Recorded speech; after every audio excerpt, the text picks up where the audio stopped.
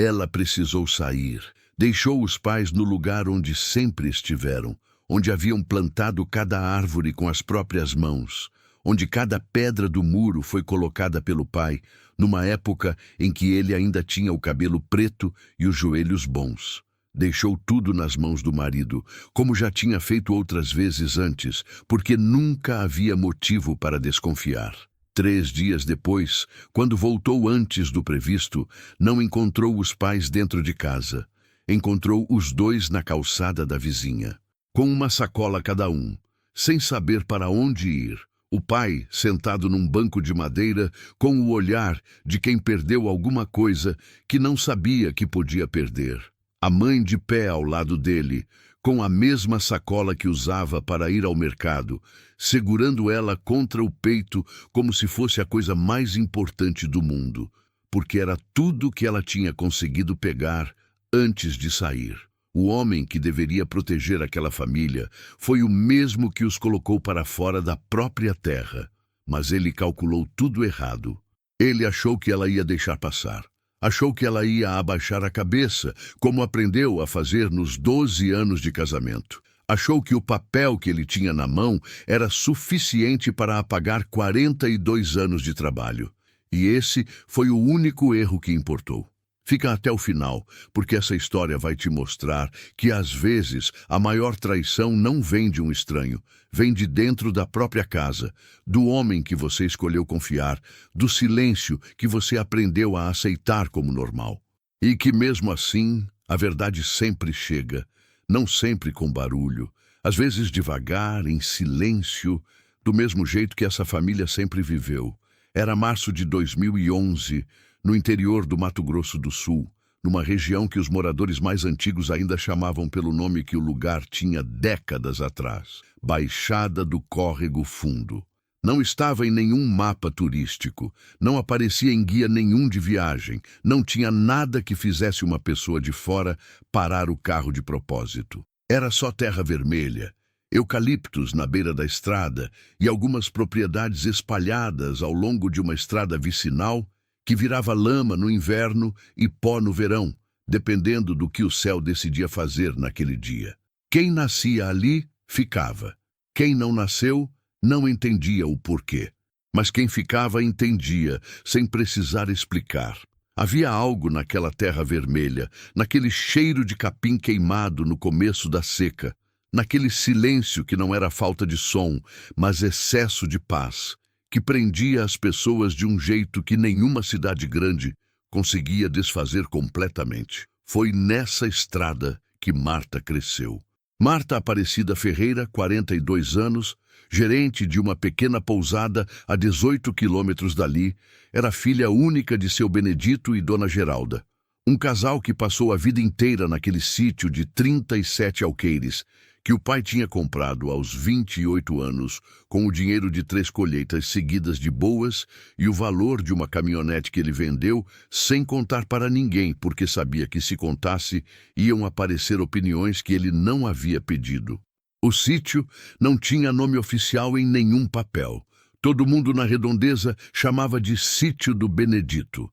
E o velho aceitava isso com a satisfação silenciosa de quem não precisa de mais nada para saber que construiu algo real. Tinha um galpão de madeira que servia de depósito para ferramentas, sementes e algumas caixas que ninguém abria fazia anos, mas que o velho não deixava jogar fora porque dentro de cada caixa havia alguma coisa que ele não precisava ver, só precisava saber que estava lá. Tinha um curral pequeno onde ainda criavam 2 bois e 4 cabeças de gado leiteiro. Não para enriquecer, só para ter leite fresco toda manhã e o calor de saber que havia animal vivo na propriedade, que a terra não estava parada. Tinha uma horta nos fundos que Dona Geralda mantinha viva, com uma disciplina que os vizinhos admiravam, sem entender de onde vinha. Uma fileira de quiabo, outra de tomate, uma de couve, um cantinho de cheiro verde que ela replantava todo mês, porque gostava do cheiro quando passava a mão nas folhas de manhã. E tinha a casa principal, 3 quartos, varanda na frente, com 2 bancos de madeira que Benedito havia feito com as sobras do galpão, telhado de zinco que cantava no chuvisqueiro de março, como se estivesse contando alguma coisa que só quem morava ali conseguia entender. Marta foi criada naquela varanda. Aprendeu a ler sentada no degrau de cimento, enquanto o pai tomava chimarrão e olhava para o pasto com aquela expressão de quem não precisa de mais nada para ser completo. Aprendeu a fazer conta de cabeça, ajudando a mãe a fechar o caderninho de vendas da horta. Cada fileira de tomate tinha um preço, cada maço de couve tinha um comprador certo, e Dona Geralda sabia os números de cor sem precisar de calculadora. Aprendeu que o trabalho silencioso vale mais do que o elogio em voz alta, lição que o pai nunca ensinou com palavras, mas que estava em tudo que ele fazia. Na cerca que ele consertava antes de quebrar de vez, no gado que ele vacinava antes do prazo, na cerca do vizinho que ele ajudou a reformar numa semana de novembro, sem que ninguém pedisse e sem que ninguém agradecesse da forma que merecia. Quando adulta, Marta foi morar na cidade vizinha para estudar administração num curso técnico noturno. 3 vezes por semana, depois do expediente da pousada, onde trabalhava como recepcionista. Dormia pouco nessa época, comia nos intervalos, mas não reclamava porque havia escolhido aquilo e não era do tipo que reclama do que escolheu. Formou em 2 anos, foi promovida a supervisora 1 ano depois e depois de 12 anos chegou à gerência. A pousada tinha 15 chalés distribuídos num terreno de 2 hectares, às margens de uma rodovia estadual, um salão de café da manhã com piso de cerâmica e toalhas de mesa xadrez, e uma clientela que vinha principalmente de quem parava para descansar na estrada, caminhoneiros que precisavam de 6 horas de cama boa, famílias em passagem para o litoral, viajantes que não planejaram o percurso direito e chegavam às 10 da noite com cara de quem dormiu no carro. Não era glamuroso, mas era dela, do jeito que as coisas construídas com esforço próprio são da gente de um jeito diferente das que chegam sem custo. Gilmar entrou na vida de Marta por uma segunda-feira comum de julho, 3 anos antes de casarem. Ela estava na farmácia buscando um remédio para a inflamação no joelho do pai, quando ele passou na calçada com uma camisa azul passada a ferro e parou para deixar passar um cachorro velho que cruzava a rua devagar, sem pressa, sem medo de nada. Outros 2 homens na calçada desviaram do cachorro com aquele movimento de irritação que a gente faz quando alguma coisa pequena atrapalha o passo. Gilmar parou. Ficou esperando o cachorro passar. Depois, continuou andando. Foi esse gesto, o de parar para o cachorro sem impaciência, sem fazer isso ser mais do que era, que fez Marta olhar 2 vezes. Ele era dono de uma borracharia na cidade, herdada do tio quando tinha 30 anos, num ponto bom da rua principal que garantia movimento o dia inteiro. Trabalhava do amanhecer até às 6 da tarde. Conhecia todo mundo. Era o tipo de homem que os mais velhos chamavam de correto. Pagava o que devia, não enrolava cliente, não bebia em excesso, não arrumava briga. A cidade pequena aprovava Gilmar com a naturalidade de quem aprova o tempo bom. Sem celebração, sem reflexão, só aprovação. Casaram 18 meses depois do dia da farmácia, numa cerimônia simples no cartório, seguida de almoço na casa dos pais de Marta, com o pomar de fundo e Dona Geralda servindo bolo de laranja, que ficou famoso na redondeza por semanas depois. Seu Benedito apertou a mão do genro com firmeza naquele dia e disse uma frase que Marta ouviu de longe. Cuida bem dela. Gilmar acenou com a cabeça. Era o suficiente pelo padrão de Benedito. Marta foi morar no imóvel que Gilmar tinha na cidade. Uma casa boa, 2 quartos e meio, quintal de cimento, portão automático que rangeu na primeira semana e rangeu por todos os anos seguintes, porque Gilmar nunca chamou ninguém para consertar. Achava que o portão ainda funcionava e funcionava, então não havia problema. Eram essas as coisas que Marta foi aprendendo sobre o marido, uma por uma, sem drama. Ele não consertava o que não estava quebrado o suficiente para incomodar ele. Apenas ele. O rangido do portão não o acordava de noite. A torneira da cozinha que pingava só de noite, quando a casa ficava quieta, não o incomodava, porque ele dormia do lado de dentro e o som não chegava até o quarto. A lâmpada da área de serviço que piscava toda vez que chovia também era um problema que só existia para quem usava a área de serviço, e Gilmar não usava a área de serviço. O casamento não era ruim, era exato. Tinha horário de almoço, tinha silêncio organizado, tinha divisão de contas que Gilmar fazia numa planilha toda a primeira semana do mês, com uma precisão que Marta chegou a achar admirável nos primeiros anos. Cada despesa em sua categoria.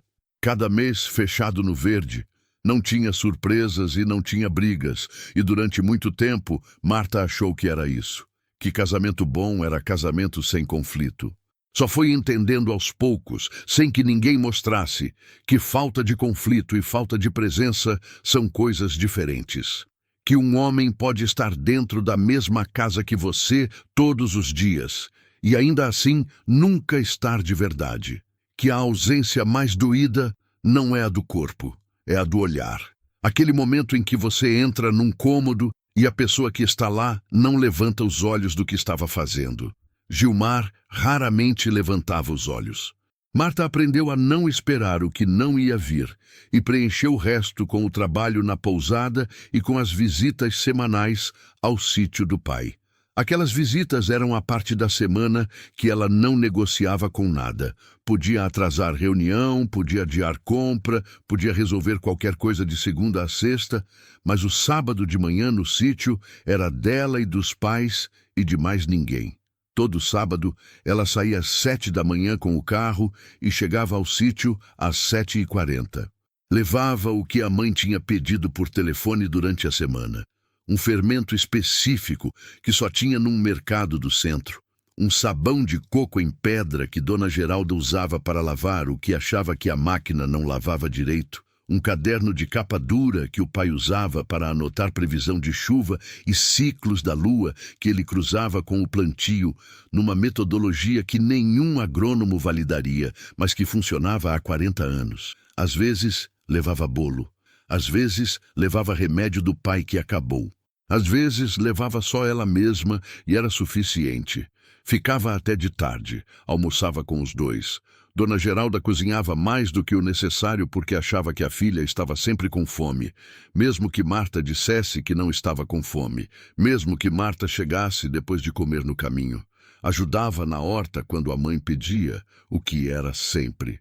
Ouvia o pai falar sobre a cerca do fundo que precisava de conserto desde novembro, sobre o boi que estava com uma mancha no couro que o vizinho disse que não era nada, mas que Benedito não estava convencido, sobre a previsão de chuva que ele tinha anotado no caderno novo e que batia com o que o rádio dizia, mas que ele não confiava completamente no rádio, porque o rádio não sabia o que o pasto da baixada do córrego fundo dizia quando o vento mudava de direção às 5 da tarde. Eram conversas sem peso, sem conclusão obrigatória, sem necessidade de resolver nada, mas eram o que sustentava a semana de Marta. Seu Benedito tinha 78 anos e uma saúde que insistia em funcionar além do que os ossos pareciam aguentar. O joelho direito tinha começado a falhar 3 anos antes. Não doía o tempo todo, mas doía quando chovia, quando ele ficava parado tempo demais, quando descia a escada e quando subia. Ele tomava um anti-inflamatório ao meio-dia, que Marta tinha convencido o médico a prescrever depois de 2 anos, ouvindo o pai dizer que o joelho estava bom, quando estava claramente não estava bom. Caminhava devagar, apoiando levemente no lado esquerdo, mas caminhava. Sentava na varanda toda manhã com o chimarrão, observando o pasto com a expressão de quem está lendo um livro que conhece de cor, mas ainda acha interessante. Não falava muito. Quando falava, era para dizer o que precisava ser dito, da forma mais direta possível, sem enfeite. Dona Geralda tinha 75 anos, e a energia nervosa de uma mulher que nunca aprendeu a ficar parada. Não era ansiedade, era só um jeito de existir que precisava de movimento para se sentir completo.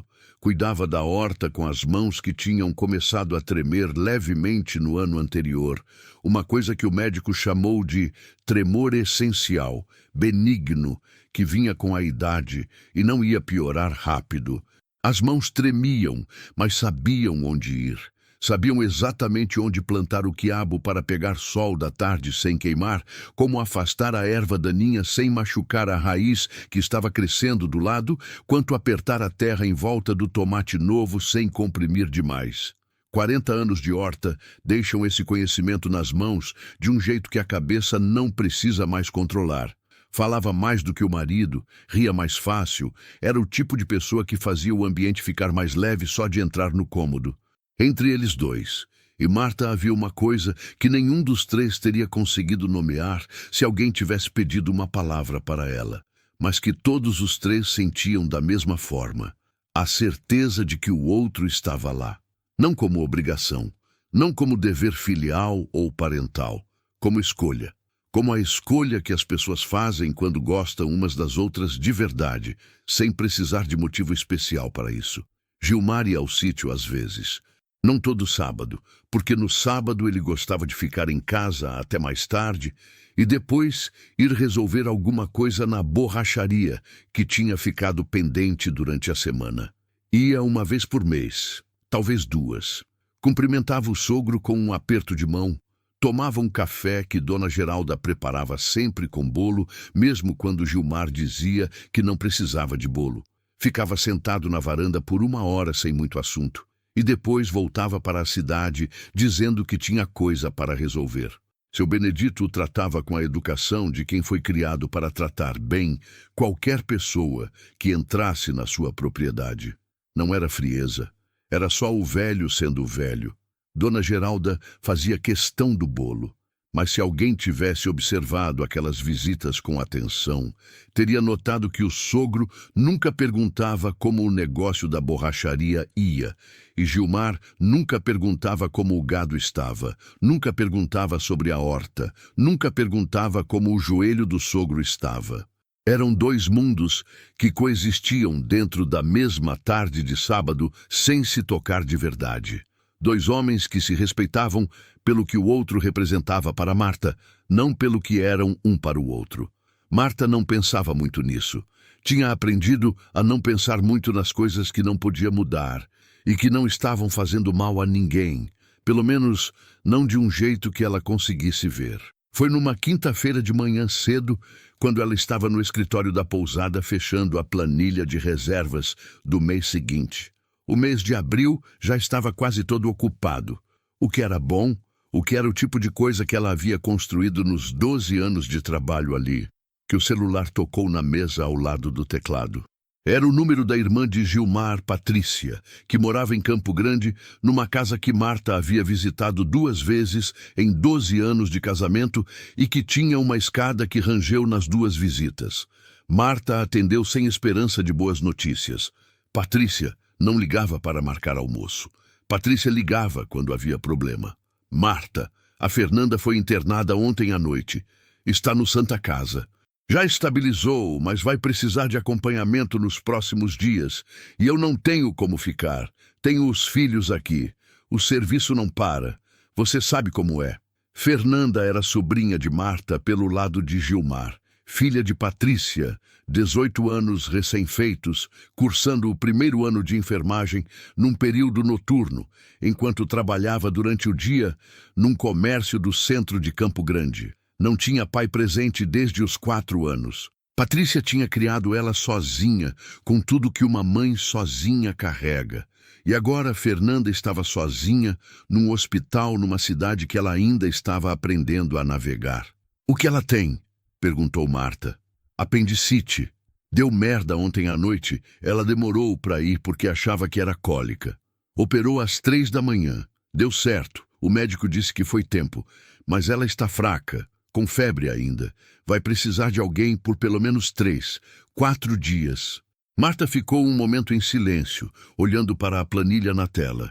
Abriu cheio de reservas. A gerente assistente, Claudinha, era boa, mas ficava nervosa quando alguma coisa saía do roteiro. O cozinheiro do café da manhã era confiável. A faxineira nova estava aprendendo ainda. Eu vou. Deixa eu organizar aqui e saio hoje à tarde. Não foi uma deliberação longa. Fernanda não tinha ninguém.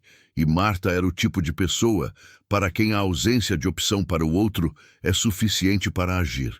Não por obrigação, por aquele entendimento simples de que se você pode fazer e não faz, o peso disso fica dentro de você de um jeito que não sai com nada. Ligou para Claudinha, explicou a situação, passou as instruções que precisavam ser passadas, mandou por escrito também porque Claudinha esquecia o que não estava escrito. Depois ligou para o fornecedor de laticínios para confirmar a entrega de sexta e para o hóspede do chalé 5 que tinha pedido transfer para o aeroporto no domingo. Tudo organizado. Antes de ligar para o hospital, para pegar os dados de internação da Fernanda, ligou para o sítio. O telefone fixo tocou 4 vezes, sempre 4, porque o pai ouvia na terceira, mas levantava devagar do lugar onde estava e chegava ao aparelho na 4ª. Era um ritmo que Marta conhecia de cor. Quem atendeu foi a mãe. Mãe, vou ter que ir a Campo Grande por uns dias. A Fernanda, filha da Patrícia, foi operada. Tá sozinha no hospital. Ai, meu Deus, que operação! Apendicite. Tá bem, já passou, mas precisa de acompanhamento. Que bom que você vai, coitada da menina. Você vai de carro? Vou. São 4 horas. Chego à tarde. O Gilmar vai ficar em casa e vai passar por aí para ver vocês, tá bom? Qualquer coisa que precisar, remédio do pai, alguma coisa na horta, chama ele. Houve uma pausa curta do outro lado. Breve demais para ser notada por quem não conhecia a mãe de cor como Marta conhecia. Mas Marta notou. Tá bom, minha filha. A gente fica bem aqui. Vai com Deus. Marta desligou. Ficou olhando para o telefone por um segundo. Tinha sido rápido demais. A mãe normalmente aproveitava o telefone para contar alguma coisa da horta, alguma coisa do vizinho, alguma coisa da novela que estava passando na televisão. Dessa vez, tinha sido só as palavras necessárias e tchau. Voz um pouco diferente. Não de medo, não de doença, de alguma coisa que Marta não soube nomear e que resolveu não perseguir, porque tinha planilha para fechar e estrada para pegar. Ligou para Gilmar. Ele atendeu no segundo toque, o que era raro. Gilmar, preciso ir a Campo Grande hoje. Vai uns 3, 4 dias. A Fernanda da Patrícia operou. E tá sem ninguém. Você consegue passar no sítio para ver os velhos enquanto eu estou fora? Consigo. Por quantos dias você disse? 3, 4, depende de como ela fica. Tá, pode ir. 2 palavras. Nem toma cuidado na estrada, nem me avisa quando chegar. Marta já não esperava essas coisas. Só queria saber se ele ia ao sítio e ele tinha dito que ia, e isso era o que ela precisava. Antes de sair, foi ao sítio. Não era no caminho de Campo Grande. Ficava na direção oposta, mais 18 quilômetros fora da rota. Mas ela foi assim mesmo, porque havia saído da conversa com a mãe com aquela pausa pequena na cabeça e queria ver os dois antes de partir. Queria ver com os próprios olhos que estavam bem, que a horta estava bem, que o pai estava na cadeira e a mãe estava na horta e tudo estava como sempre estava. Entrou pela porteira de madeira que o pai havia trocado 2 anos antes. A velha tinha apodrecido numa enchente e ele tinha posto uma nova com a ajuda do vizinho, pregado cada tábua, com aquela atenção que ele colocava em toda coisa que construía. Estacionou na frente da varanda, desceu do carro. Seu Benedito estava no lugar de sempre. Cadeira de vime que ele mesmo tinha mandado reformar 3 vezes, em vez de trocar. A primeira vez, quando o assento afundou, a segunda, quando o braço direito começou a ceder, a terceira, quando o encosto precisou de reforço. Todo conserto feito pelo velho lá da cidade que fazia esse serviço e que cobrava pouco, porque Benedito sempre levava alguma coisa da horta junto com o pagamento. O chimarrão estava na mão, o pasto estava na frente, o sol da manhã estava do lado certo. Levantou quando viu o carro. Marta, não sabia que você vinha hoje. É quinta. Vim antes de ir. Fica mais tranquila assim. O pai acenou com a cabeça devagar. Ficou de pé enquanto ela subia os degraus e explicava a situação. Fernanda, o hospital, os dias que ia ficar fora, que Gilmar ia passar, que qualquer coisa era só ligar no celular, que ela deixaria o carregador conectado. Dona Geralda saiu da cozinha no meio da explicação, com as mãos ainda molhadas de lavar alguma coisa, enxugando no avental de xadrez desbotado que era antigo demais para ter cor definida. Vai sim, minha filha. Vai que a menina precisa. A gente fica bem aqui. Mãe, o remédio do pai é ao meio-dia. Se o Gilmar não passar de manhã, liga para ele e lembra. Eu sei, Marta. Dou o remédio para o seu pai toda manhã. Eu sei que você sabe. Estou falando para o caso de você não estar perto. Eu sempre estou perto. Marta sorriu. Era verdade. Em 42 anos de propriedade, Dona Geralda nunca estava longe do marido por mais de 2 horas. Era um fato geográfico da vida dos dois. Seu Benedito olhou para a filha por um momento mais longo do que o normal. Um daqueles olhares que ficam na memória sem que a gente saiba por que no momento, só descobre depois. Depois estendeu a mão. Marta a pegou. Ele apertou. Um aperto que durou 2, talvez 3 segundos, além do que costumava durar. A mão do pai era grande e seca e cheirava a terra, como sempre. Como sempre havia cheirado desde que Marta era pequena o suficiente para essa mão parecer enorme. Vai com cuidado na estrada. Vou, pai. Ela foi embora. Na estrada de terra vermelha, levantou poeira atrás do carro. No retrovisor, o sítio foi ficando menor. A casa, o galpão, o pomar ao fundo, a porteira de madeira nova. E na varanda de pé, seu Benedito estava parado, olhando o carro partir. A mão dele se levantou num gesto lento, quase imperceptível, como quem acena para alguém que já está longe demais para ver direito. Marta não entendeu por que aquilo ficou na memória enquanto ela pegava a estrada para Campo Grande. Havia coisas mais urgentes para pensar. Havia Fernanda no hospital. Havia Claudinha na pousada nervosa com a responsabilidade. Havia quilômetros de asfalto pela frente. Mas o gesto do pai ficou lá, quieto, no canto da memória onde as coisas importantes ficam antes de a gente entender que são importantes. Campo Grande em março tem aquele calor que não avisa. Não ferve como o sertão, não úmida como o litoral, só pressiona. Um peso que está no ar antes mesmo de o sol estar alto, que faz o asfalto parecer mais quente do que é e as sombras parecerem mais necessárias do que em qualquer outro lugar. Marta chegou ao Santa Casa às 18 horas, depois de 4h30 na estrada. Havia parado uma vez num posto para tomar café e encher o tanque, e o café estava ruim, mas ela tomou porque precisava do café, não do sabor. Foi direto para a recepção. Perguntou pelo quarto de Fernanda Nascimento, subiu no elevador com uma bolsa no ombro e o coração no ritmo de quem não sabe exatamente o que vai encontrar, mas já se preparou para o pior só por precaução. A menina estava deitada na cama com o soro no braço esquerdo e uma expressão de quem foi acordada no meio da noite por uma dor que não sabia que ia ser tão grande nem que ia durar tanto.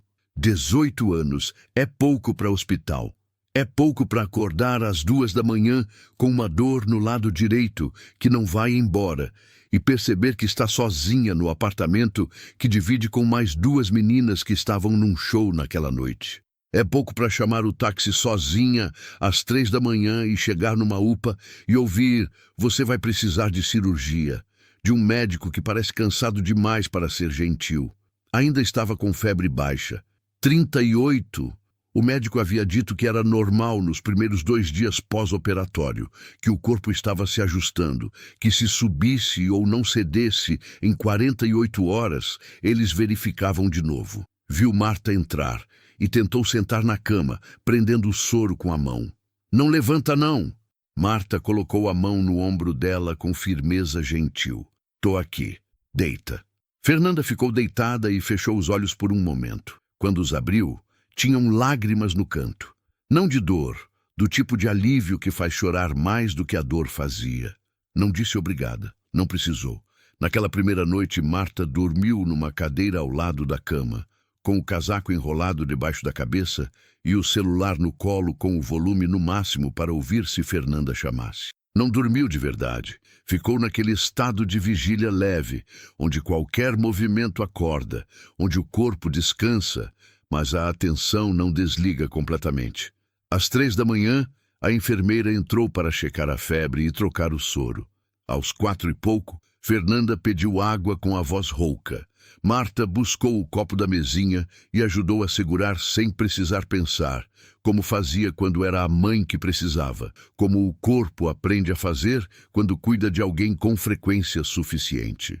No dia seguinte, com Fernanda mais estável e conseguindo conversar em frases inteiras sem dor no meio, Marta saiu por 1 hora para buscar comida decente.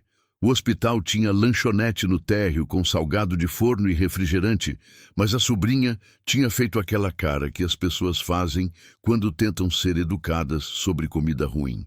Marta foi ao restaurante na esquina, comprou caldo de legumes em isopor, pão de queijo numa sacola, um suco de laranja que o atendente garantiu que era natural e que provavelmente não era completamente natural, mas era mais laranja do que o do hospital. Voltou, sentou, ficou. Às 4 da tarde do primeiro dia completo, depois que Fernanda dormiu de novo, o sono pós-cirurgia é pesado, o corpo puxa a pessoa para dentro dele como se precisasse se consertar longe de tudo. Marta saiu para o corredor e ligou para o sítio. O telefone fixo tocou 5 vezes. Normalmente tocava 4. Na quinta, atendeu Gilmar. A voz dele estava diferente de onde Marta esperava que estivesse, mais plana do que o normal, mais fechada, como quando alguém está respondendo uma pergunta que não quer responder. Gilmar, você foi lá hoje? Fui de manhã. Estão bem? Os dois? Falou com os dois? Falei. Tomaram café? Estavam bem? Marta ficou um momento processando. Tinha alguma coisa na resposta que era curta demais. Gilmar não era expansivo, nunca foi, mas havia uma diferença entre respostas curtas por falta de detalhe e respostas curtas por falta de vontade de dar detalhe. Deixa eu falar com eles. O velho foi descansar. Não mexa. Que horas você foi lá? De manhã, eu disse. Que horas de manhã? Pausa. 2, 3 segundos. Umas 9. Meu pai não descansa às 9 da manhã, Gilmar. Às 9, ele está na varanda. Eu não sei o que ele faz às 9. Quando eu fui, ele foi descansar. E a minha mãe? Na horta. Marta, eles estão bem. Para de se preocupar, você foi cuidar da Fernanda. Fica lá. Ela desligou. Ficou olhando para a parede do corredor do hospital. Uma parede bege com um quadro de paisagem que não era de lugar nenhum específico. Só cores que serviam para não ser parede nua. Uma auxiliar de enfermagem passou com um carrinho, rodas no piso liso, um som familiar de hospital. Pensou, estou cansada. É isso, estou cansada, e interpretando o tom de voz. No segundo dia, ligou de novo às 10 da manhã. Gilmar não atendeu. Ligou às 11. Não atendeu. Ligou às 11h30. Atendeu na 4ª chamada. Tava na borracharia. Como estão os pais? Bem, você foi hoje? Pausa. Diferente da de ontem, não era pausa de quem está pensando. Era pausa de quem está decidindo. Vou à tarde. Marta ficou parada no corredor, o celular na mão, olhando para o quadro de paisagem de lugar nenhum. Gilmar, o remédio do joelho do meu pai é ao meio-dia. Todo dia, sem atrasar. Você foi lá ontem de manhã, então hoje precisava ir de manhã de novo para garantir o remédio. Eu disse que vou à tarde. À tarde é tarde para o remédio do meio-dia. Marta. A voz dele ficou mais devagar, mais plana, mais do jeito que ficava quando ele achava que a conversa estava tomando um rumo que ele não havia aprovado. Eu cuido. Você foi lá para cuidar da Fernanda. Fica lá e deixa eu cuidar daqui. Ela desligou. Aquela noite foi a mais longa das 3. Fernanda estava dormindo bem. A febre havia cedido para 37,2. O médico tinha dito que a alta estava prevista para 2 dias mais tarde, se continuasse assim. Era o melhor cenário possível. Eram notícias boas, mas Marta ficou acordada na cadeira com os olhos no teto cinza do hospital, pensando no aperto da mão do pai na despedida. Naquele aperto que durou 2 ou 3 segundos a mais. No gesto lento da mão levantando enquanto o carro ia embora. Na pausa pequena, na voz da mãe quando disse que ficariam bem. Ficavam sempre bem, sempre haviam ficado. Mas aquela pausa. Na manhã do terceiro dia, às 7h40, Marta estava no corredor buscando o café da lanchonete que abria às 7h30. O celular tocou. Ela olhou para a tela antes de atender e levou um segundo para reconhecer o número. O celular da dona Irene, vizinha do sítio, uma mulher de 60 e poucos anos que morava na propriedade a 400 metros da porteira de Benedito. Marta tinha esse número desde que a mãe havia pedido para salvar anos atrás, dizendo que nunca se sabe, nunca se sabe. Marta a atendeu com o coração já adiantando alguma coisa que a cabeça ainda estava tentando não confirmar. Dona Irene. Marta. Minha filha. A voz era baixa e pesada, do jeito que ficam as vozes de quem está carregando um peso que não é delas, mas que não conseguem mais segurar. Preciso te contar uma coisa. Não queria te preocupar porque eu sei que você está lá com a menina doente, mas também não consigo ficar sabendo disso e não te falar. Não é o jeito certo ficar calada. Marta encostou na parede do corredor. O copo de café estava quente na mão. Ela não tomou. Fala, dona Irene. Seu Benedito e dona Geralda estão aqui na minha casa desde ontem à noite, minha filha. O corredor do hospital ficou quieto de uma forma estranha. Não era que o barulho havia parado. A lanchonete estava aberta. Alguém estava discutindo alguma coisa no telefone do lado de lá da porta. As rodas do carrinho da auxiliar continuavam soando. Era que o barulho tinha ficado do outro lado de um vidro de repente. E aqui só havia a voz de dona Irene e o peso do que ela acabou de dizer. Ah, como assim? Me liga de volta de um número que o seu marido não reconheça, minha filha. Fico mais tranquila assim. Preciso te contar com calma. Não é coisa para ser contada apressada.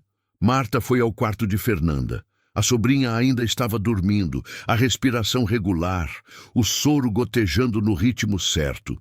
Pegou o celular da Fernanda que estava em cima da mesinha, saiu para o banheiro do corredor, trancou a porta, ficou de pé na frente do espelho. O rosto no espelho estava com olheiras de 2 dias de cadeira de hospital e o cabelo que ela não havia arrumado direito naquela manhã.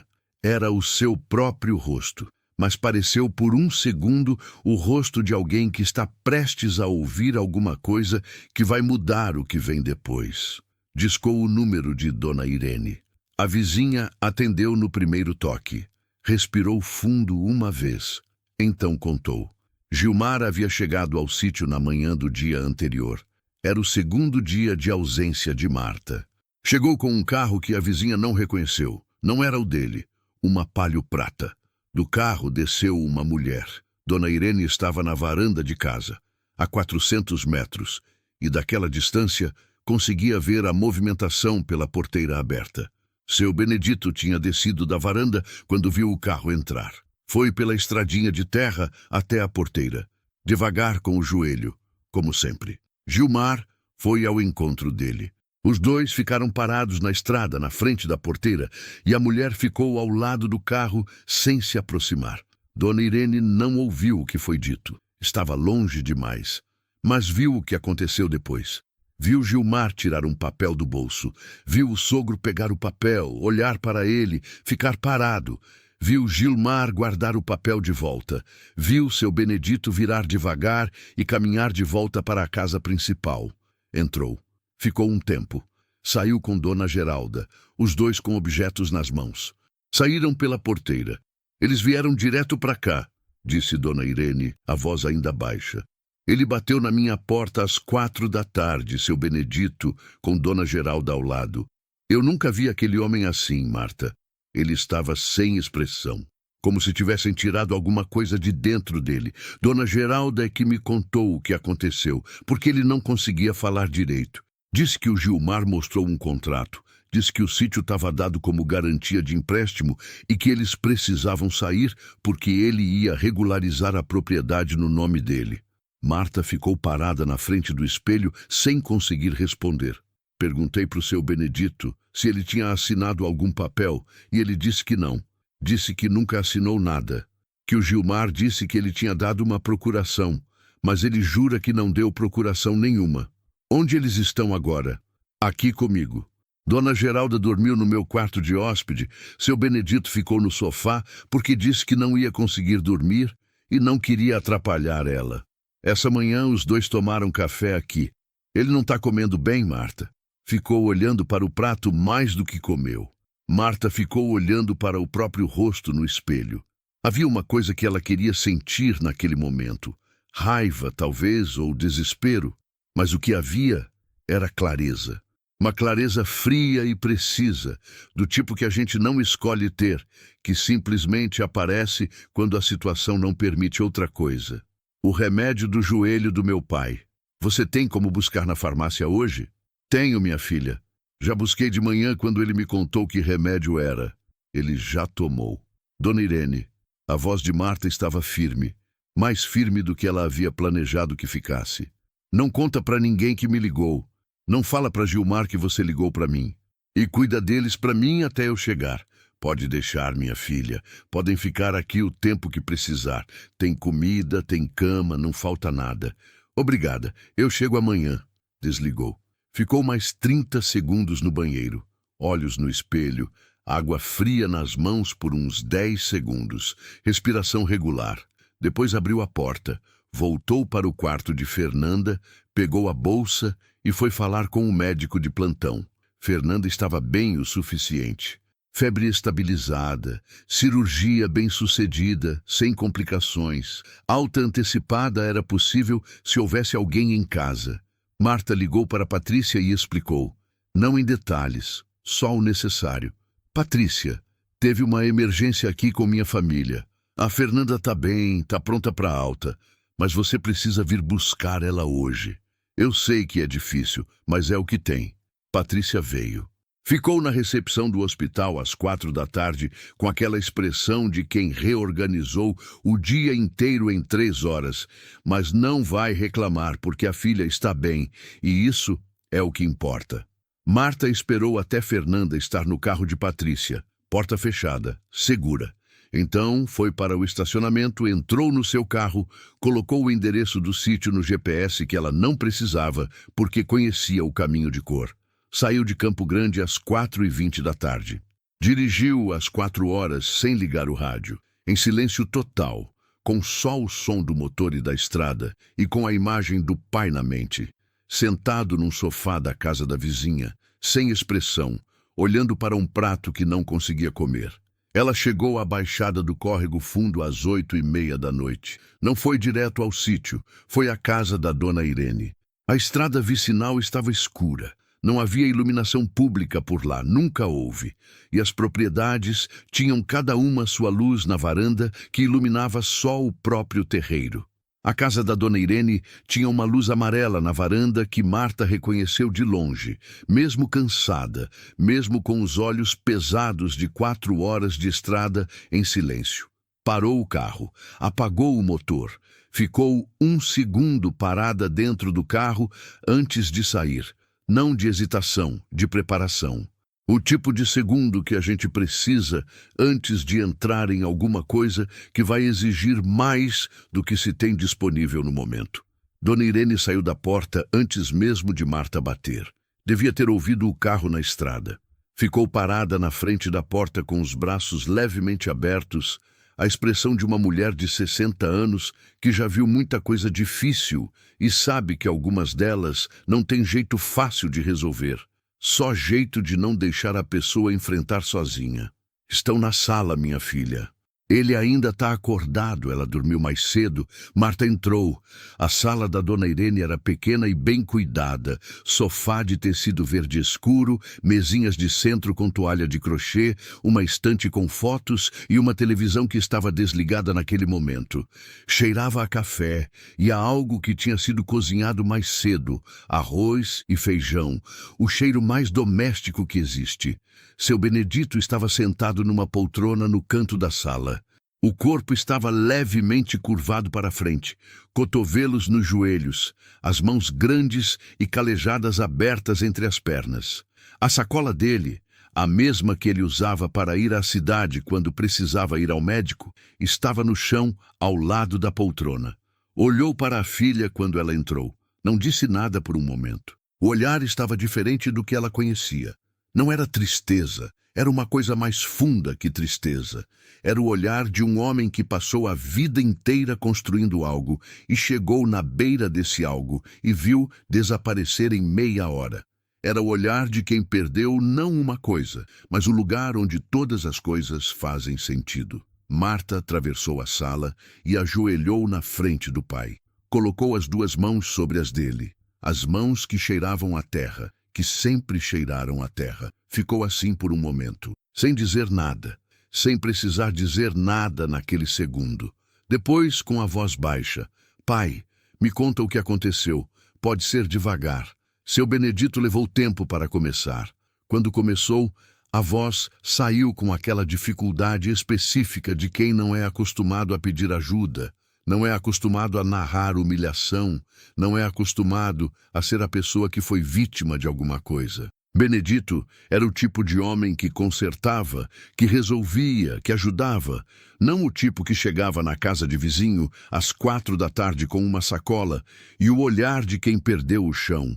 Narrou devagar, com as partes que lembrava com clareza e as partes que ainda estavam turvas de tanto tentar entender o que havia acontecido. Gilmar havia chegado cedo.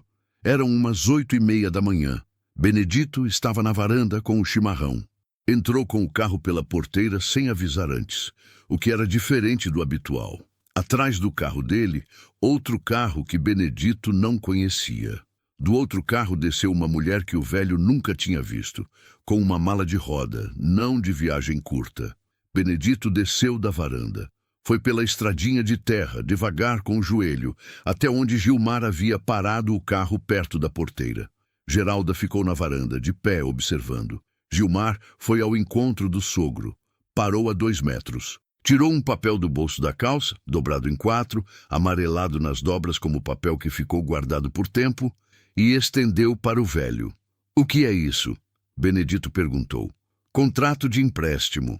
A voz de Gilmar estava plana, nem fria nem quente, só plana como fato. "Fiz um empréstimo há 2 anos usando o sítio como garantia. O banco está cobrando. Preciso regularizar a escritura da propriedade no meu nome para resolver o processo." Benedito ficou olhando para o papel. Não era advogado, não entendia de lei, não sabia ler contrato. Sabia ler o caderno de plantio, sabia ler o tempo no céu, sabia ler o que o pasto dizia sobre a chuva que estava vindo. Mas papel de cartório com palavras de lei era um idioma que ele nunca aprendeu. "Mas a propriedade é minha, está no meu nome desde que comprei. O senhor me deu uma procuração há 2 anos. Com a procuração, eu posso transferir." O velho ficou parado, tentou lembrar. Tentou com honestidade, tentou com cuidado, revirou a memória do jeito que a gente revira quando algo não fecha. "Eu não assinei procuração nenhuma para você." "O senhor assinou, sim. Eu tenho o documento." "Eu nunca assinei nada para você, Gilmar. Eu assinei procuração uma vez na vida para minha mulher, quando precisei operar o joelho, e ela foi resolver coisas na prefeitura. Nunca assinei para mais ninguém." Gilmar não respondeu. Dobrou o papel de volta. Guardou no bolso da calça. "Preciso que o senhor e Dona Geralda organizem o que é pessoal e desocupem a propriedade hoje. Pode levar o que é pessoal. O restante fica." Benedito ficou parado na estradinha de terra olhando para o genro. E então aconteceu a coisa que Marta nunca havia visto acontecer com o pai. O velho ficou parado sem saber o que fazer. Não era paralisia de medo, era paralisia de incompreensão. Aquele homem havia resolvido problema de terra, problema de gado, problema de clima, problema de dinheiro apertado, problema de vizinho ruim, problema de colheita perdida. Havia resolvido tudo isso com as ferramentas que tinha: trabalho, paciência, bom senso, honestidade. Mas não havia ferramenta para aquilo. Não havia no repertório de Benedito uma resposta para um genro que chegava com papel falso na mão, e voz plana, e mulher com mala na terra, que o velho havia comprado e construído com 42 anos da própria vida. Então, ele foi buscar a esposa. "Por que você não chamou a polícia?" Marta perguntou com cuidado, sem acusação. O velho baixou os olhos para as próprias mãos. "Achei que estava errado. Que se ele tinha um papel com meu nome, mesmo que eu não lembrasse de ter assinado, alguma coisa tinha acontecido que eu não entendia. Às vezes a gente assina coisas sem ler tudo direito, você sabe. Eu tenho medo de ter assinado alguma coisa sem entender o que estava assinando." "Pai, não sou homem de lei, Marta. Nunca fui. Quando um homem chega com papel e diz que tem direito, e eu não entendo o papel, eu não sei o que fazer." Marta ficou olhando para o pai por um longo momento. Aquele homem que construiu cada porteira do sítio com as próprias mãos, que plantou cada árvore do pomar com semente escolhida a dedo, que cavou o poço que abastecia a propriedade havia 40 anos com a ajuda de 2 vizinhos e 3 dias de esforço debaixo do sol de agosto, que havia ensinado Marta sem palavras que honestidade é a única ferramenta que não enferruja, e que havia saído pela porteira da própria terra com uma sacola na mão, porque um papel falso havia chegado antes de qualquer outra explicação. Ela respirou fundo. "Pai, você não assinou procuração nenhuma para o Gilmar. Tenho certeza, mas preciso confirmar no cartório amanhã de manhã com a certidão do imóvel. Hoje fico aqui com vocês." Dona Geralda havia acordado com as vozes. Saiu do quarto com o cabelo desfeito e o casaco de lã que havia colocado na sacola na saída do sítio. Quando viu Marta, foi direta para ela e a abraçou do jeito que mãe abraça, com os 2 braços, com o rosto no ombro, com o peso do que estava segurando de repente podendo parar de ser segurado. Ficaram assim por um tempo. Dona Irene foi para a cozinha sem que ninguém pedisse e voltou com café quente, que ninguém havia pedido, mas que todo mundo precisava. Naquela noite, depois que os pais foram dormir, Benedito havia concordado em ir para o quarto quando a filha prometeu que não ia a lugar nenhum antes de ele acordar. Marta ficou na cozinha com Dona Irene. A xícara de café estava na frente dela, esquentando a palma da mão, mas ela não tomava. "Você vai enfrentar ele?" perguntou a vizinha. "Vou", disse Marta, sem hesitação. "Mas primeiro preciso ter na mão o que preciso ter. Se ele tem algum papel, quero saber o que é, de onde veio, se tem valor legal." Dona Irene ficou um momento em silêncio. Depois falou. "Tem uma coisa que aconteceu há uns 2 meses que na época eu não dei importância, mas agora não consigo parar de pensar." Marta olhou para ela. "Um homem de terno passou aqui pela estrada, parou o carro na frente da minha porteira e desceu para perguntar o endereço do sítio do Benedito. Perguntou o nome completo do proprietário, a localização exata. Eu dei porque achei que era alguma coisa da prefeitura, regularização de propriedade, imposto, alguma coisa assim. Homem de terno na estrada de terra normalmente é funcionário de algum órgão público. Quando foi isso? Janeiro, 2ª semana de janeiro." Marta ficou olhando para a xícara de café. Janeiro era 2 meses antes de tudo acontecer. Gilmar estava movimentando alguma coisa naquela época. Contratando alguém para verificar o imóvel, talvez, levantando informações para o documento que ia apresentar. Enquanto ela estava na pousada, fechando planilha de reservas. Enquanto visitava os pais todo sábado, e almoçava com eles, e ajudava na horta, e ouvia o pai falar sobre a cerca do fundo. Enquanto dormia no mesmo teto que Gilmar, e acordava na mesma casa e dividia a mesma conta bancária. O marido havia construído aquilo em silêncio. Calado, metódico, sem deixar nada visível. como ele fazia tudo. Aquela noite foi a mais longa de todas as 3. Na manhã seguinte, às 8 horas em ponto, Marta estava na calçada em frente ao cartório de registro de imóveis da cidade. Esperou o funcionário abrir a porta, entrou antes que ele terminasse de puxar o ferrolho, foi direto ao balcão. Apresentou o CPF do pai. Pediu a certidão de matrícula atualizada do imóvel, registrado no nome de Benedito Ferreira da Silva, na Baixada do Córrego Fundo. A atendente, uma mulher de 40 e tantos anos com óculos de lente grossa e cabelo preso, foi para o sistema, digitou, esperou, imprimiu. Voltou com 2 folhas. Aqui está a certidão.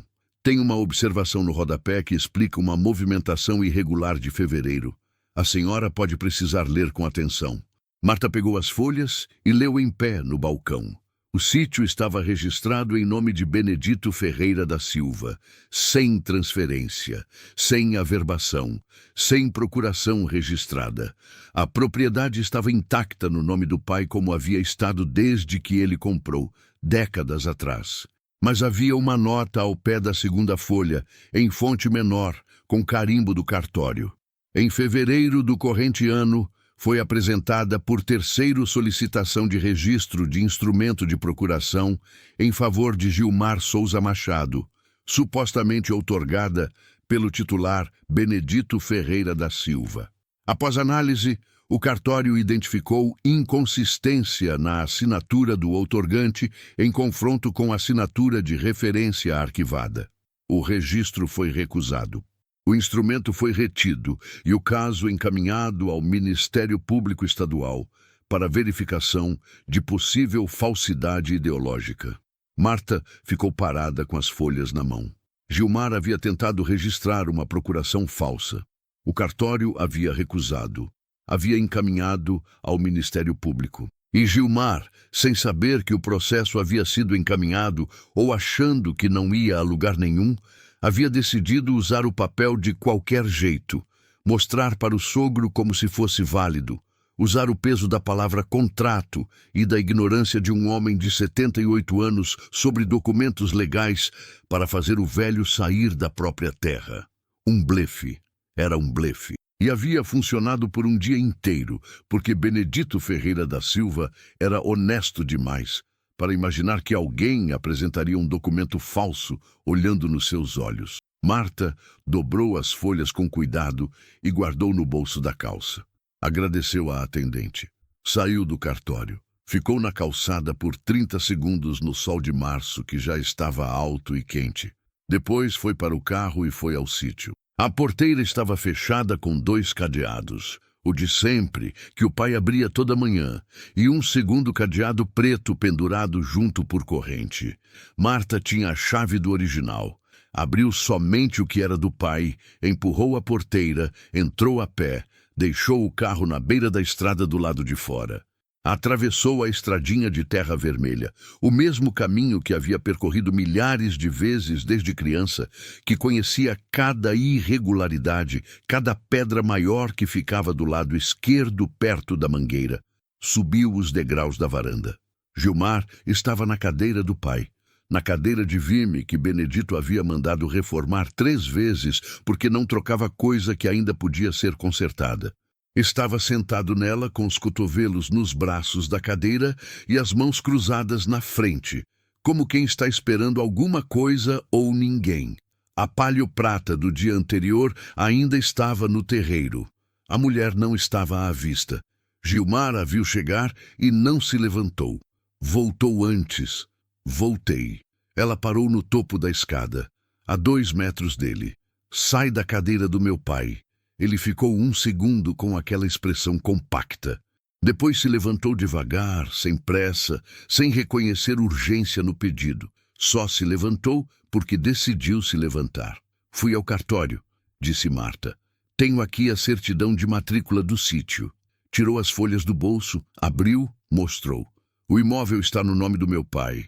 Sempre esteve. A procuração que você apresentou foi recusada pelo cartório em fevereiro, por inconsistência de assinatura e encaminhada ao Ministério Público. Gilmar olhou para as folhas. Pela primeira vez, desde que ela havia chegado, A expressão compacta mudou. Não muito, mas o suficiente. Era o reconhecimento de quem calcula que algo estava certo e descobre que estava errado. Então você fez o papel, tentou registrar, o cartório recusou, continuou ela. E você decidiu usar o papel de qualquer jeito mesmo assim, sabendo que era inválido, porque você conhecia meu pai. Sabia que ele não ia questionar um documento que ele não entende de lei. Sabia que um homem de 78 anos, que nunca falsificou nada na vida, não ia imaginar que você falsificasse. Gilmar ficou parado. Você acertou nisso, disse ela. Meu pai saiu porque confiou, porque é honesto demais para imaginar desonestidade em papel com seu nome. Mas você errou no resto. O sítio ia ser meu de qualquer jeito. A voz dele era plana, sem raiva, sem remorso, sem nada além da planura de quem apresenta um fato. Seus pais estão velhos. Você nunca ia fazer nada com aquela terra. Fica parado, sem uso real. Eu tinha plano para aquilo. O sítio não é seu. Nunca foi. Você não tem nenhum direito sobre aquela terra. Tenho o empréstimo. Precisava de garantia. Você fez empréstimo usando propriedade que não é sua como garantia com documento falso. Isso não é só falta de direito, Gilmar. Isso tem nome no Código Penal. Ele não respondeu. Eu vou pedir separação. Ela disse isso com a mesma planura que ele havia usado, sem alterar o tom. Você vai pegar o que te cabe na partilha. A casa da cidade e metade do que economizamos juntos nesses 12 anos. O sítio não entra em partilha porque nunca foi seu e nunca foi nosso. É do meu pai. E se você fizer qualquer outra movimentação sobre esse imóvel, qualquer tentativa de transferência, qualquer documento, qualquer coisa, eu vou ao Ministério Público pessoalmente com essa certidão e com tudo que eu conseguir documentar. O processo já está aberto. Eu só preciso aparecer. Ela estendeu as folhas para que ele visse o carimbo, a nota de rodapé, o encaminhamento ao MP. Gilmar ficou olhando para o papel por um tempo. Depois olhou para ela. Então fez a coisa que ela menos esperava. Não discutiu, não levantou a voz, não tentou argumentar. Virou e entrou na casa sem dizer nada. Marta ficou na varanda. Sentou na cadeira do pai. Aquela cadeira de vime reformada 3 vezes, que tinha o formato do corpo do pai impresso no assento de tanto uso. Cruzou as mãos no colo. Olhou para o pasto. O sol estava na posição do meio da manhã. O capim estava na cor de sempre. 2 bois pastavam no fundo sem prestar atenção em nada. A horta nos fundos estava com as fileiras do jeito que a mãe havia deixado. Quiabo, tomate, couve, cheiro verde. Do interior da casa, o som de malas sendo abertas, gavetas sendo fechadas, passos no corredor. Depois, o som de rodas de mala no piso de cimento. A mulher que havia chegado com Gilmar desceu os degraus da varanda sem olhar para Marta. Atravessou o terreiro, colocou a mala no porta-malas da Palio Prata, sentou no banco do passageiro e não saiu mais. Gilmar saiu da casa 5 minutos depois. 2 volumes de mala. Desceu os degraus. Atravessou o terreiro. Abriu o porta-malas do próprio carro. Colocou as malas. Fechou. Parou por 1 segundo de costas para Marta. Ela esperou para ver se ele ia virar, para ver se havia alguma coisa que ele precisava dizer. Ele não virou. Abriu a porta do motorista, entrou, fechou. Ligou o motor. Marta ficou na cadeira do pai enquanto os 2 carros cruzavam o terreiro. Saíam pela porteira, sumiam na curva da estrada vicinal. A poeira vermelha ficou por um momento depois que os carros foram embora, suspensa no ar do meio da manhã, e depois foi baixando devagar, voltando para a terra como sempre volta. Ela ficou na cadeira. O pasto estava quieto, os bois pastavam, a horta estava no lugar. Tirou o celular do bolso. Dona Irene, pode trazer eles. O carro da Dona Irene apareceu pela estrada vicinal 15 minutos depois. Marta desceu os degraus da varanda e foi ao encontro na porteira. Seu Benedito desceu do banco de trás com a mão na porta para se apoiar. O jeito dele de descer desde que o joelho começou a falhar. Ficou de pé na terra da própria propriedade e parou. Não caminhou para a frente imediatamente. Ficou parado na porteira, com os pés na terra vermelha, e olhou para a frente. Olhou para a porteira de madeira que ele mesmo havia posto 2 anos antes, para a estradinha de terra que levava à casa, para o galpão de madeira com a porta levemente aberta, do jeito que ele a havia deixado 2 dias antes, para o pomar ao fundo com as árvores que ele havia plantado umas 30 anos atrás, umas 20, umas mais recentes, para a casa, 3 quartos, varanda com a cadeira de vime, telhado de zinco. O olhar demorou em cada coisa, como quem está verificando se ainda existe. Como quem saiu uma vez, sem querer, e precisa confirmar que voltou. Dona Geralda desceu do banco da frente e ficou ao lado do marido. Segurou o braço dele. Marta ficou de pé na frente dos dois, em silêncio, esperando eles fazerem esse reconhecimento no próprio tempo. Não havia pressa. O sítio estava ali. Eles estavam ali. O resto podia esperar. Foi o pai quem falou primeiro. O Gilmar foi embora? Foi. E o sítio? Está no seu nome, pai? Sempre esteve. A procuração que ele apresentou era falsa. O cartório recusou em fevereiro e encaminhou ao Ministério Público. A propriedade nunca saiu do seu nome. Seu Benedito ficou parado processando. A mandíbula se moveu levemente, como acontece quando uma informação é grande demais para ser absorvida de uma vez e o corpo tenta fazer alguma coisa com a boca enquanto a cabeça trabalha. Dona Geralda começou a chorar. Não o choro desesperado da noite anterior.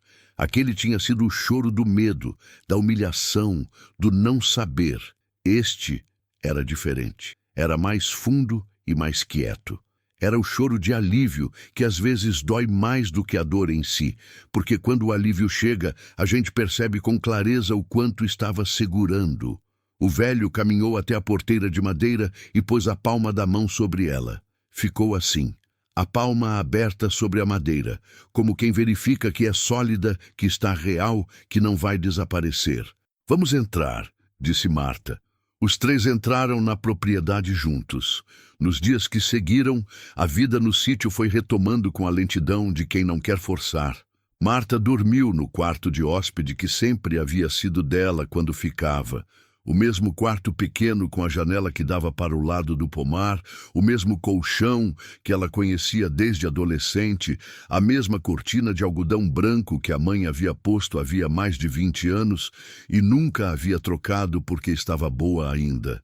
A casa estava como havia sido deixada. Gilmar não tinha levado nada além das próprias roupas. Os móveis estavam, os utensílios da cozinha estavam. As toalhas, os lençóis, a caixinha de ferramentas que ficava no quarto de serviço. Como se a passagem dele tivesse sido uma tempestade que não deixou destroço físico. Só o outro tipo. O que não aparece nas paredes, mas fica no ar por um tempo até a rotina diária ir dissolvendo. Marta contatou um advogado na cidade. A atendente do cartório havia dado o nome de um profissional que atendia dentro de um projeto da OAB local. Assistência jurídica para pessoas de baixa e média renda, honorário reduzido, com sede numa sala simples no 2º andar de um sobrado no centro. Ela foi sem hora marcada. Esperou 40 minutos numa cadeira do corredor e, quando entrou, encontrou um homem de uns 35 anos com camisa social e uma mesa coberta de pastas que ele organizava com a metodicidade de quem aprendeu cedo que organização é o único jeito de não se perder. Explicou a situação com a certidão na mão. Mostrou a nota de rodapé, o carimbo, o encaminhamento ao MP. O advogado ouviu tudo sem interromper, fez anotações num bloco com letra pequena e depois ficou um momento em silêncio antes de falar. O cartório fez a parte mais difícil ao recusar e encaminhar ao Ministério Público. Esse encaminhamento já gerou um processo administrativo aberto, provavelmente ainda em análise preliminar. O que posso fazer é entrar em contato com o MP para apresentar sua qualificação como filha do proprietário, confirmar a falsidade do documento e pedir que o processo seja acelerado. Com a certidão atualizada em mãos, a propriedade do seu pai está protegida. Nenhuma transferência pode ser feita sem que o titular assine pessoalmente ou com procuração autenticada e verificada. A tentativa de fevereiro está documentada como recusada. Isso torna qualquer nova tentativa ainda mais arriscada para o réu.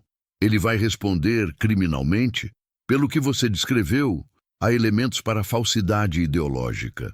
Se o MP entender que houve também tentativa de apropriação de bem imóvel, mediante documento falso, pode entrar usurpação de imóvel. O conjunto é grave. Não posso prometer resultado. Depende do que o promotor decidir, do que o juiz ler, de quanto material o MP já levantou desde fevereiro. Mas sim, a base para processo criminal sólido. E o empréstimo? Ele disse que fez empréstimo usando o sítio como garantia. Se a procuração era falsa, qualquer instrumento financeiro construído sobre ela também é inválido. Uma instituição financeira que aceitou garantia baseada em procuração não verificada tem problema próprio. Isso não é responsabilidade do seu pai. Seu pai não deve e não responde por empréstimo que nunca autorizou. Marta respirou fundo pela primeira vez desde Campo Grande. Não foi uma respiração de alívio total. Havia processo pela frente, havia incerteza, havia o tempo longo do sistema judicial. Mas era a respiração de quem sabe que está no chão firme, que há chão firme. Quanto tempo vai demorar? A proteção do imóvel é imediata. Já existe e está documentada. Não há nada para fazer além de manter a certidão atualizada. O processo criminal pode levar meses ou anos dependendo da fila do MP e da complexidade que o promotor encontrar. Mas o patrimônio do seu pai está seguro a partir de agora. Ninguém pode tirar aquela terra dele. Ela saiu da sala do advogado com a certidão dobrada na bolsa e o peso de 2 semanas, começando finalmente a distribuir diferente dentro do corpo. A separação foi protocolada 16 dias depois. Não havia muito a disputar. 12 anos de casamento exato, sem excesso, sem surpresa, resultam em patrimônio exato quando termina. A casa da cidade ficou para Gilmar. Era bem dele antes do casamento. O carro de Marta ficou com ela. A conta conjunta foi dividida por igual, como a planilha mensal de Gilmar sempre havia sido. Não havia filhos, não havia empresa conjunta, não havia dívida no nome dos dois. O advogado tratou de tudo por correspondência. Marta assinou o que precisou assinar, enviou o que precisou enviar, e não foi mais à cidade do que o necessário durante esse processo. Quando foi uma última vez buscar as coisas que havia deixado no quarto da casa de Gilmar, livros, documentos, um casaco de inverno, a foto dos pais que ficava na prateleira, passou em frente à borracharia. O estabelecimento estava aberto. Um funcionário que ela não conhecia estava na porta conversando com um cliente. Gilmar não estava à vista. Ela não parou o carro. No sítio, a vida foi retomando. Seu Benedito voltou à cadeira de vime na varanda. Nos primeiros dias, ficava mais quieto do que o normal. O olhar que varria o pasto tinha ainda alguma coisa da tarde em que saiu pela porteira com a sacola. Não sumia de uma vez, esse tipo de coisa, fica por um tempo como resíduo, como sedimento que o movimento diário vai removendo devagar, mas precisa de movimento para isso. Precisa de dias. Os dias foram passando. 1 semana depois de voltar, Benedito se levantou mais cedo do que o normal. Antes do chimarrão, antes da varanda, foi direto ao galpão. Ficou lá por 2 horas. Quando saiu, havia organizado as ferramentas que estavam espalhadas desde antes do que havia acontecido. A enxada de lâmina larga estava na parede onde sempre ficou. O martelo estava no prego certo. A caixinha de prego e parafuso estava em cima da bancada com a tampa fechada. Não disse nada sobre o que havia feito. Só foi para a varanda, preparou o chimarrão, sentou. Marta viu da janela da cozinha. Não disse nada também. Dona Geralda voltou à horta no 3º dia. As mãos que tremiam levemente foram direto para onde precisavam ir, para a fileira de tomate que estava começando a crescer para o lado errado, para a erva daninha que havia aproveitado 2 dias de desatenção para avançar em direção ao quiabo. Trabalhou por 2 horas devagar, sem pressa, fazendo o que sabia fazer. Quando entrou para o almoço, não estava com cara de quem havia trabalhado na roça. Estava com cara de quem havia voltado para alguma coisa que era dela. Marta negociou home office parcial com o dono da pousada. Era um arranjo que havia pedido antes, em outras circunstâncias, e que ele havia adiado com a desculpa de que precisava dela presencial. Dessa vez, ela apresentou como fato. Ficaria no sítio durante a semana, administraria reservas, fornecedores e questões operacionais remotamente, e iria à cidade nas situações que exigissem presença física. A Claudinha podia tocar o dia a dia presencial. Era para o dono da pousada aceitar ou arrumar outra gerente, e o dono da pousada sabia que Claudinha era boa, mas não era Marta. Aceitou. Marta montou o espaço de trabalho na mesa da cozinha. Notebook, caderno de anotações, o fone de ouvido sem fio que comprou na liquidação do ano anterior e que nunca havia usado na cidade, porque na cidade havia sempre a opção de ir pessoalmente. Aqui não havia. Aqui havia a mesa da cozinha e a janela que dava para a horta da mãe, e quando o tempo estava bom, o barulho distante dos bois no curral. Não era o que ela havia planejado para os 42 anos. Mas o que ela havia planejado havia sido construído em cima de uma base que não era o que parecia. 12 anos de casamento com um homem que olhava para o sítio dos sogros e via recurso, que construía silêncio como quem constrói estratégia, que esperou o momento certo com a paciência de um contador esperando o fechamento do mês. O que havia agora era diferente.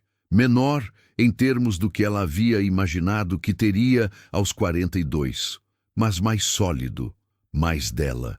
Mais do tipo de coisa que não some quando alguém aparece com um papel falso na mão. Foi numa tarde de abril, 6 semanas depois que os pais voltaram ao sítio, que seu Benedito chamou a filha. Marta estava na mesa da cozinha fechando a planilha de maio. Abril havia ficado um pouco abaixo do previsto, porque Claudinha havia errado o preço de 2 chalés numa reserva de grupo, e ela havia precisado corrigir com desconto. Quando ouviu o pai chamar do lado de fora. Marta, vem cá. Saiu. Benedito estava na varanda, na cadeira, mas não olhando para o pasto. Estava virado levemente na direção da porta, esperando ela. Senta aqui, minha filha. Ela sentou no banco de madeira ao lado da cadeira.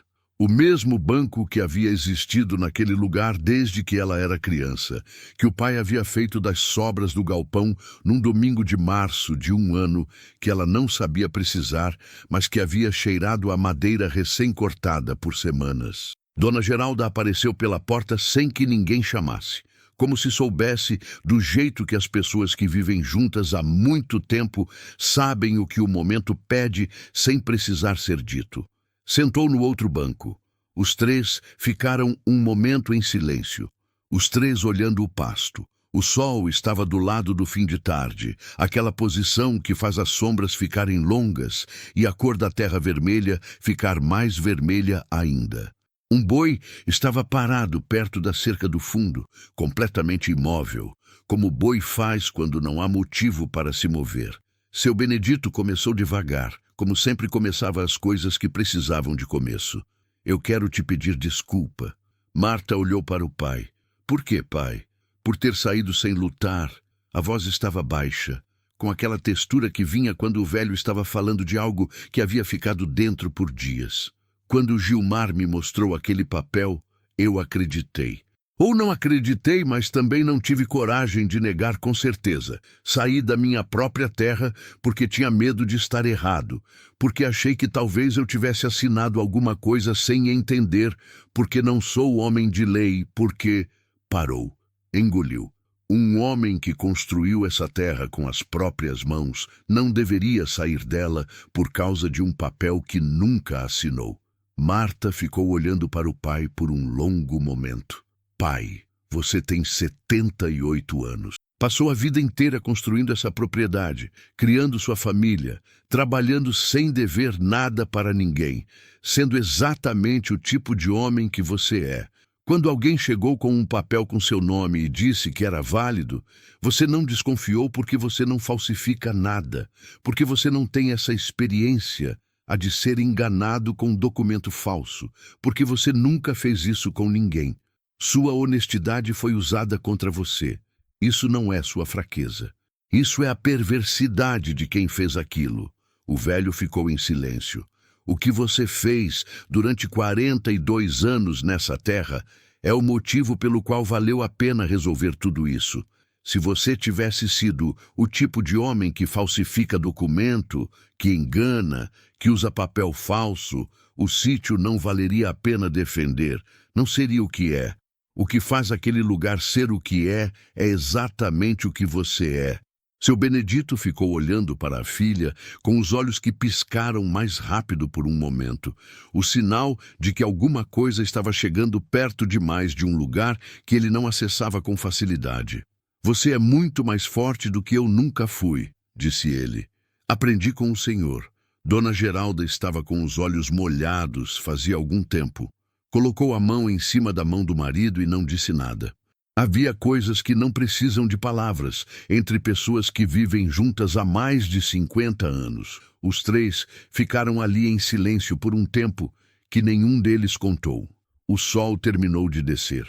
A cor laranja e marrom do pasto foi ficando mais escura, depois cinza, depois a noite foi chegando pela borda do horizonte, como sempre chega naquela região. Sem pressa, sem aviso, só chegando. Um boi mugiu do curral. O vento moveu as folhas do pomar ao fundo.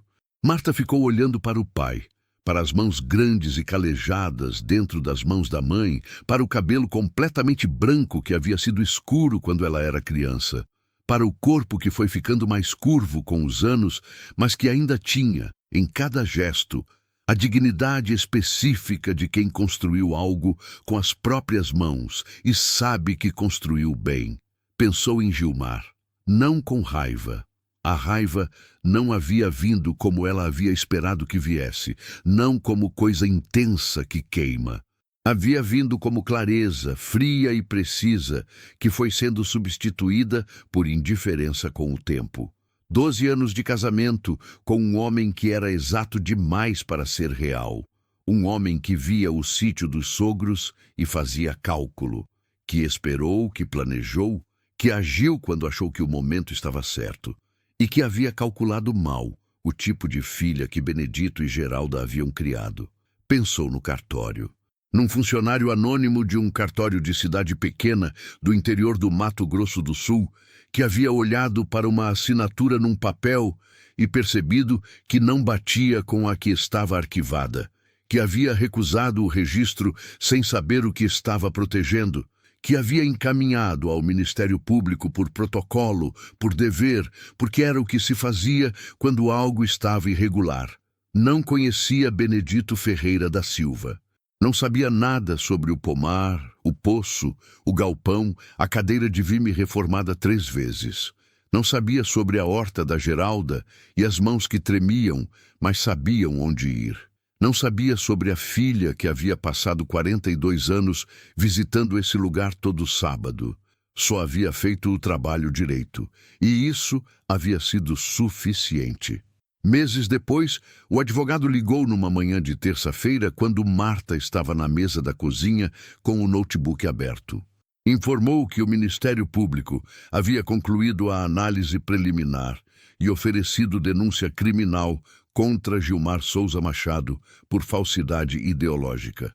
O processo estava em andamento no foro da comarca. Havia possibilidade de acordo antes do julgamento. Havia possibilidade de audiência e julgamento. Era cedo demais para saber qual caminho seria tomado. Marta ouviu as informações com o café ao lado esfriando. Agradeceu, desligou, saiu da cozinha, foi para a varanda. Seu Benedito estava no lugar de sempre. Cadeira de vime, chimarrão, olhos no pasto. Era o advogado, pai. O processo criminal foi aberto. O Ministério Público denunciou o Gilmar. O velho ficou um momento com o chimarrão parado na mão. Depois tomou um gole. Olhou para o pasto. Ele vai preso? Talvez. Depende do juiz. Mas isso não é mais problema nosso acompanhar. O trabalho da gente foi garantir o sítio. Isso está feito. Benedito acenou com a cabeça. Ficaram um tempo em silêncio, os dois olhando o pasto.